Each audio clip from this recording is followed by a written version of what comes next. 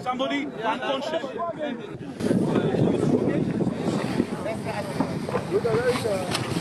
I 49 migranti a bordo della nave Mare Jonio della ONG Operazione Mediterranea, tra cui 12 minori, sono arrivati al largo di Lampedusa, ma mentre il sindaco è disponibile allo sbarco, il Viminale da ieri ha annunciato la chiusura delle acque territoriali.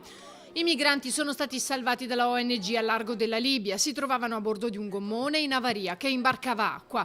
La nave si è sistemata a sud dell'isola per mettersi al riparo dal maltempo, ma ha dichiarato Luca Casarini, il capomissione, leader veneziano dei No Global, da lì non si possono muovere perché c'è il divieto di sbarco. Abbiamo contattato al telefono uno degli armatori, il veneziano Beppe Caccia.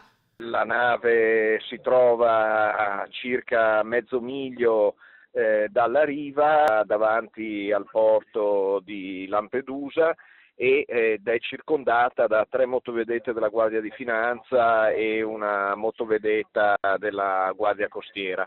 Pochi minuti fa si è conclusa una ispezione a bordo della Guardia di Finanza che ha rilasciato, come era ovvio che fosse per noi, un verbale che conclude con nulla da rilevare. Il ministro Salvini considera questa operazione di salvataggio favoreggiamento dell'immigrazione clandestina e assicura: in Italia con il mio permesso non mettono piede. Per impedire a una nave con bandiera italiana di entrare in un porto italiano e di sbarcare dei naufraghi ci dovrebbe essere un decreto motivato del governo per ragioni di sicurezza nazionale.